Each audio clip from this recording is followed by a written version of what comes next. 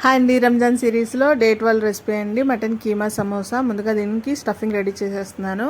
Pan పెట్టుకొని oil వేసుకొని అందులోని జీరా, పచ్చిమిర్చి అండ్ వెల్లుల్లిపాయ చిన్నగా కట్ చేసుకునేవి వేసుకున్నాను. కొంచెం ఫ్రై అయిన తర్వాత కట్ చేసుకున్న ఆనియన్స్ కూడా వేసుకొని కొంచెం ఫ్రై చేసుకోవాలి. అలా ఫ్రై అవుతున్నప్పుడే సాల్ట్ అండ్ స్పైసెస్ కూడా వేసేసుకోవాలి.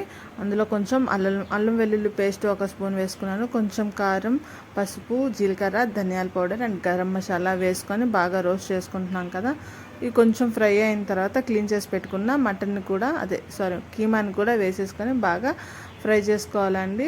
స్మెల్ అంతా పోయేటట్టు ఫ్రై చేసుకోవాలి. ఫస్ట్ హైలో పెట్టేశాను. తర్వాత కొత్తిమీర కూడా వేసుకొని ఒక 15 మినిట్స్ నేను సిమ్లో పెట్టేసి ఫుల్గా బాగా ఫ్రై చేసుకున్నాను. చూసారా ఎంత చక్కగా ఫ్రై అయిపోయిందో. వాటర్ అయినా అవసరం లేదు, సిమ్లో పెట్టుకుంటే చాలా చక్కగా ఫ్రై అయిపోతుంది.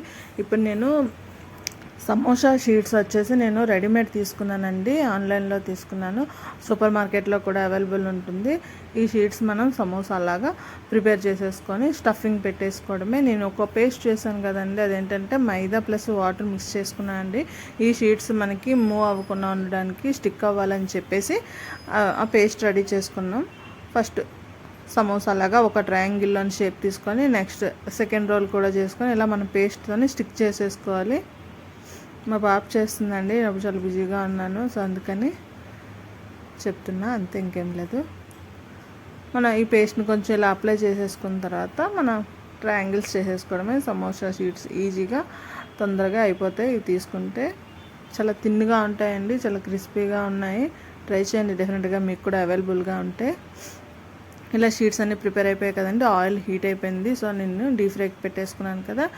కొన్ని ఒక 4 వేసుకుంటే చాలా చక్కగా డీప్ ఫ్రై అయిపోతాయి. కొంచెం కలర్ వచ్చినంత వరకు తీసుకుంటే చాలా క్రిస్పీగా, చాలా టేస్ట్గా ఉంటాయి. చాలా థిన్ లేయర్స్ అండి ఇవి. డెఫినెట్గా ట్రై చేయండి. అంటే తక్కువ టైంలోని సమోసా అనేది ఈజీగా అయిపోతుంది. ఓపెన్ చేసి చూస్తాను. చాలా చక్కగా, చాలా టేస్ట్గా ఉంది. కీమా సమోసా చేసినప్పుడు స్టఫింగ్ అంత సింపుల్గా ఉంటే టేస్ట్గా ఉంటుంది. ఎక్కువ మసాలా ఏం అవసరం లేదు.